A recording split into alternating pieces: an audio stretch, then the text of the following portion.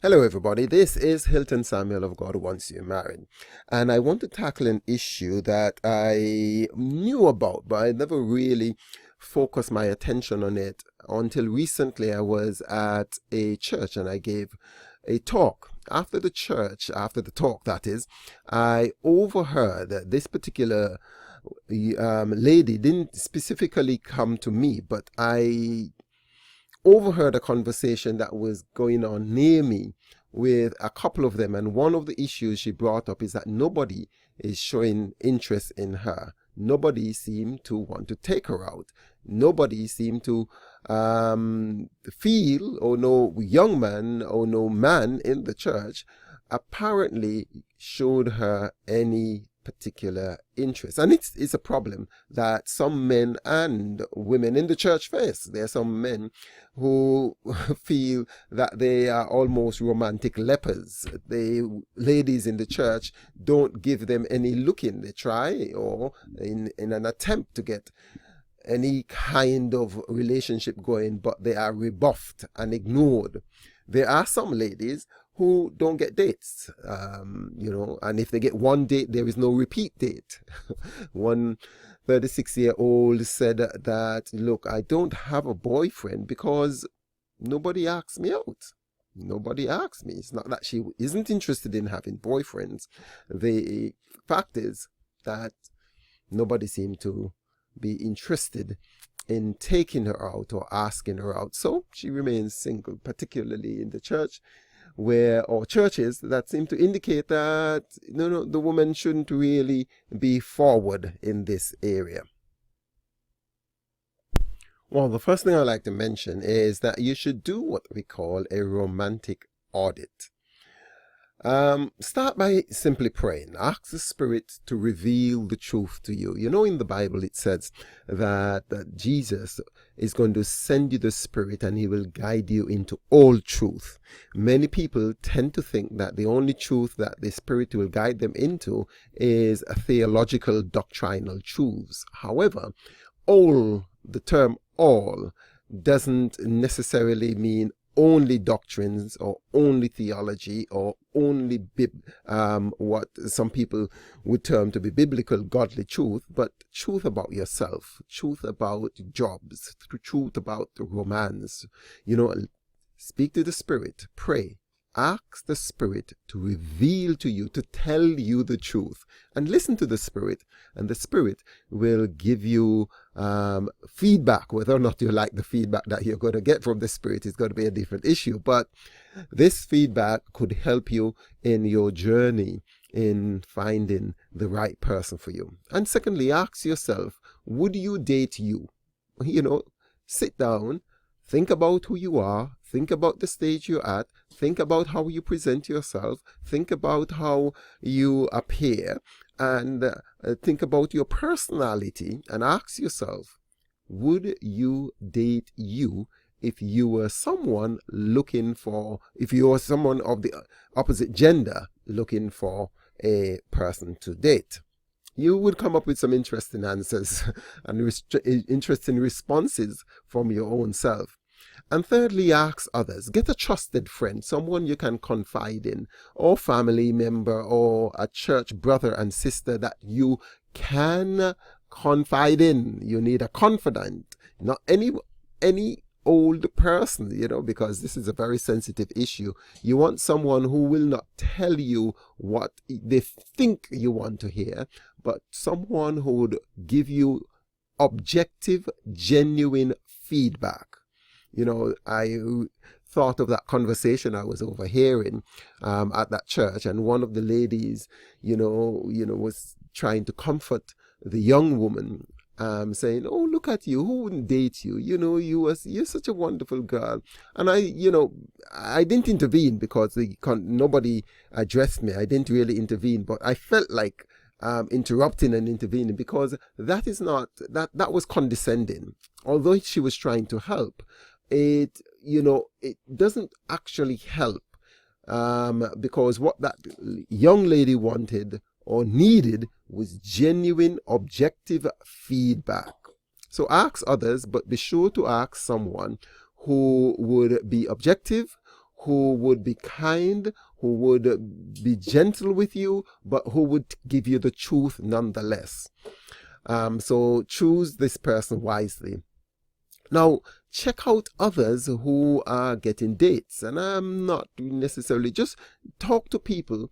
Talk to people who are already married. Talk to people who are dating, the people who are engaged.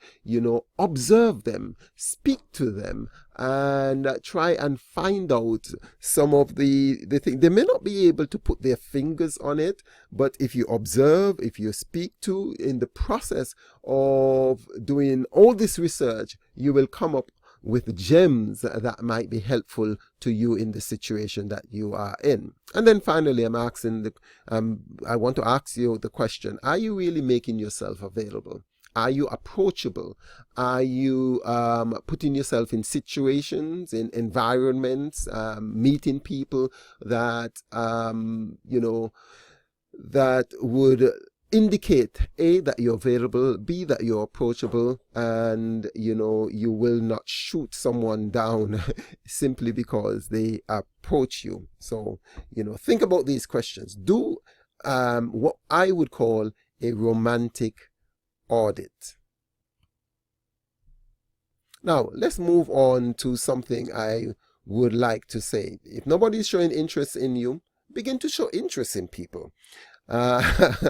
This might be a little bit more difficult. It's easier said than done, but begin to show genuine interest in other people. Be curious about people.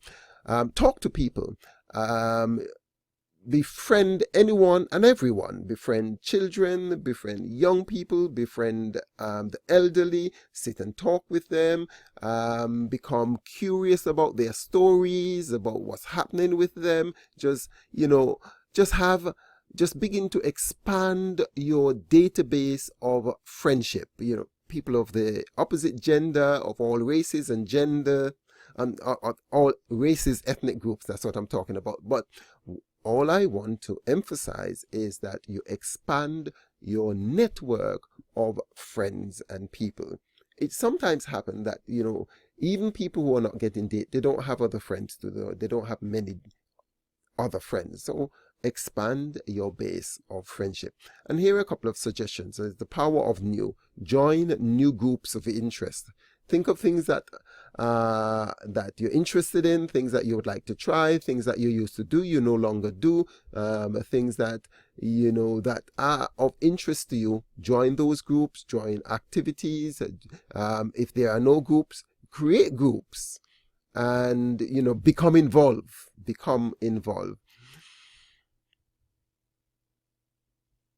The Bible says in Proverbs 18:24 that a man that hath friends must show himself friendly.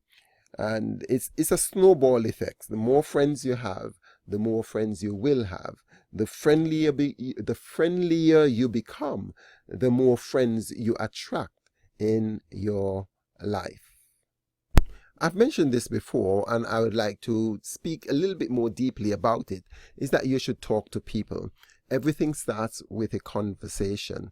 It's no crime, even if you're shy, there's no crime. Nobody will get you jailed, or you won't be killed. You won't be burnt at the stake. Nobody's going to slap you and attack you simply because you talk to them. Open your mouth, say hi, hello, how are you? I have here that everything starts with a conversation. You will never know where a conversation will turn. I've been on buses, I've been on airplanes, I've been, just walking down the street and simply opening my mouth and speaking to someone, uncovered things that I would never have realized that person is into, the connections that I've had. You will be shocked at the many connections you will make simply by talking to someone. So if people don't talk to you, strike up a conversation. If you're at church, talk about the sermon, talk about an issue that is going on. If you're at a concert, ask them, how was the concert? Just make it a point of duty to have a conversation with people. Put yourself in the environment that this would engender. Sometimes it might be difficult to just simply talk to a stranger at the bus stop or on the bus or on the train or on a plane, but put yourself in environments where conversations will naturally occur.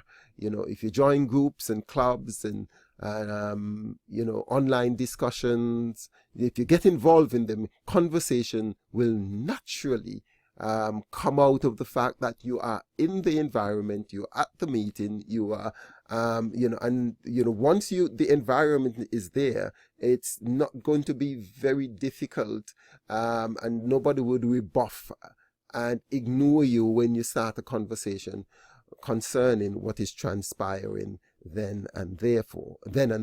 So, therefore, go to places, go to churches, go to concerts, go to meetings. If you're brave enough, even call in on a radio or TV show and just talk.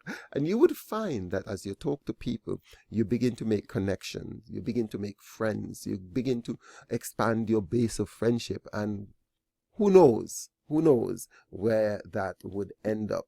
You will find that you would get new business associates, you will find opportunities, both not just only romantic opportunities. However, you will find that you may be introduced to someone, you may meet someone else through this person, and they say that you are 6 persons away from what you want. So the more people you know, the more people you talk to, the nearer you get to what you are looking for, which in our case is probably a romantic spouse. Okay, now lastly, I just want to end by saying that you should give what you want. The Bible in Luke 6:38 says, "Look, give and it shall be given to you. Good measure, pressed down, shaken together, and running over will be poured into your lap. For with the measure you use, it will be measured back to you again." There is a song that I like, a song called The Magic Penny. It's written by Melvina Reynolds, and it says something like, "Love is something if you give it away. If you give it away, you give it away. Love is something if you give it away, you end up having more. It's just like a magic penny. You hold it tight, you don't have any. Lend it, spend it, and you'll soon have many. They'll roll all over the floor." So, if you want love, if you want connection, if you want dates, just talk to people, connect with people. And sooner or later, you will find that you will have so many people responding to you that you will have the opposite problem. You will have the problem of deciding who or which individual is best for you.